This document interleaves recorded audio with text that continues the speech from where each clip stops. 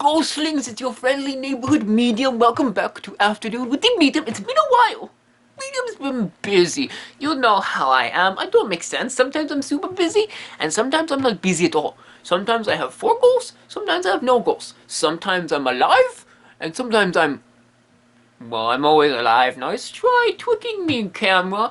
I just see you trying to lure out confessions that don't exist. Today we'll be talking about we already said introduction. Oh my gosh, it's been so long. The memory is gone, like my love of ghosts is still here. The memory is still here, but it's not as strong as it used to be. Why is it not as strong, Medium? I'm glad you asked. I don't know. It's strong, but we can't do it in person. It's not the same.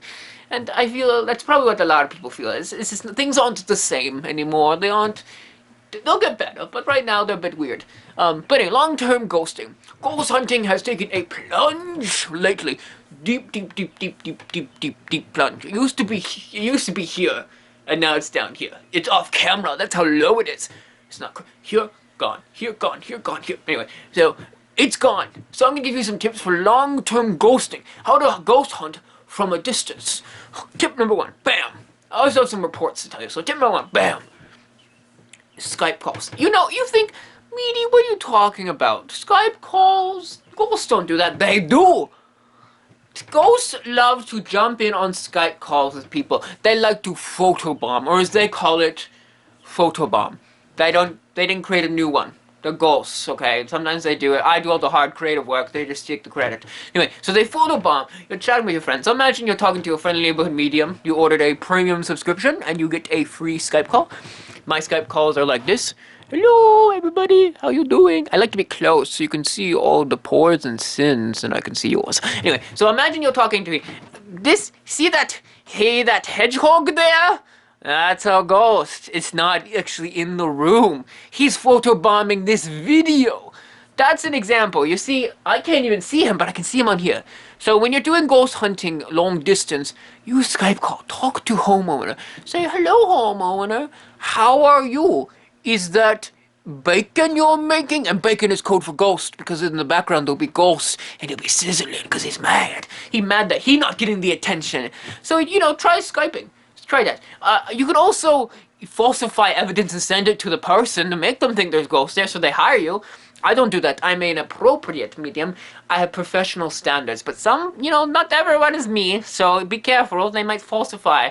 We got this EVP from your house. You've never been in my house. It's not possible.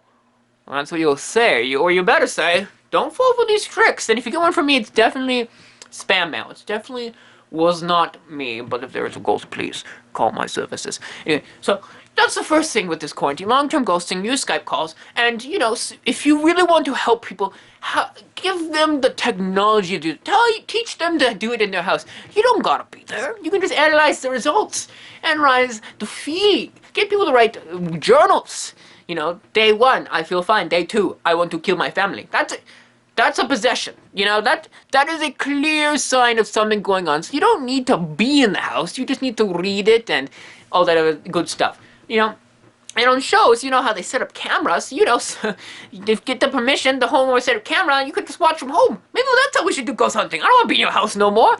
You set up the cameras for me, I'll watch the ghost, I'll let you know how it show up. I'll be like, hello, ghost. But, oh, darn it, I'm not supposed to say hello. Ghost it. Ghost it. I ruined the surprise. Anyway, so there are lots of, you can do that. You can survey, make sure everything's okay. But also, you gotta check on your ghosts. Some ghosts are nice, and those are the ghosts you want to check on. Grandma ghost, how your afterlife cookies going? She don't hear from you at all. So take the time to call her. She didn't hear from you when you were alive. She don't hear from you now. So take the time, say, Grandma, hi, I know you're dead, and how's the ghost life? Don't bring up the dead part. They don't need a reminder. They get a reminder to move on, and then I'm out of a job. So don't remind them that they're dead. Just, catch up, see how Grandma's doing. Act like everything is fine. Don't make a lot of eye contact. But also, a lot of reports lately that ghost activity is through the roof. Gotta be careful of this, because ghost activity is more active. Ghosts are bored. And, you're bored, the ghosts are bored. They throw things around. They have a little frog. They chuck it at you. They hurt you. They say, here, eat this frog. You're like, oh, my head, it hurts so much. You know, they're weird. They do things. They throw things now. They're more aggressive because they can't just go boo. They can't because they get too close. They need to be far away. They need to grab things and throw them at you. So if things are getting thrown at you, you know, say, Ghost, I get it. You're bored. I'm bored. Let's play a video game. Long distance video gaming with Ghost is a good idea. You can play some Super Mario Bros. But be careful. If they see Ghost, bad Ghost representation.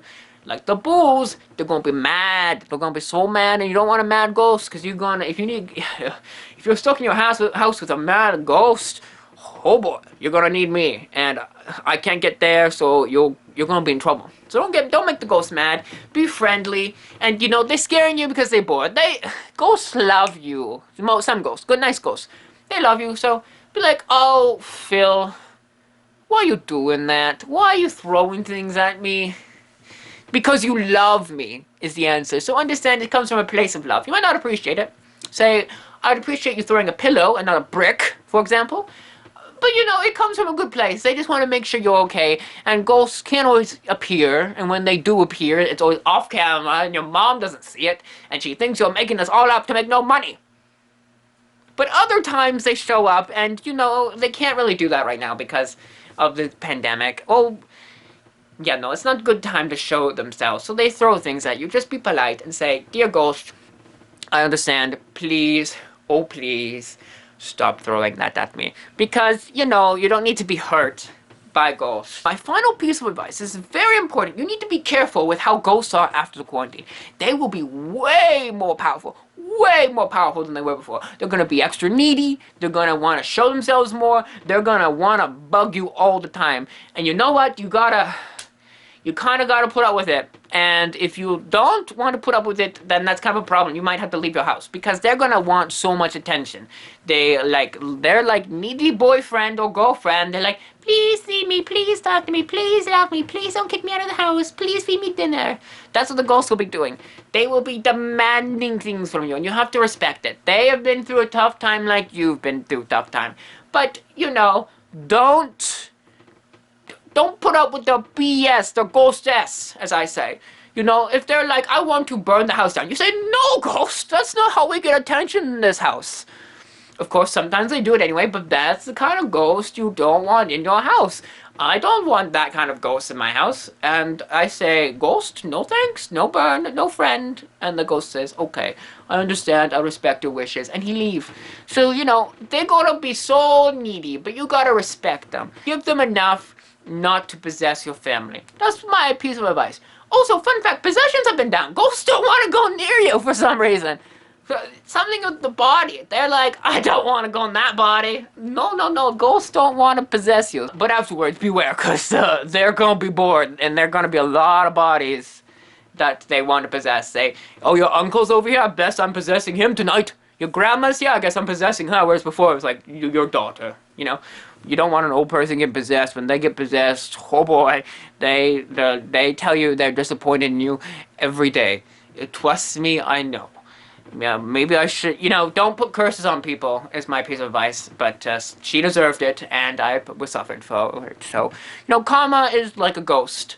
It comes back to get you when you thought it was gone. And that's it all. That's all the advice I got for today, my ghostlings. I hope you enjoyed. I hope it was informative.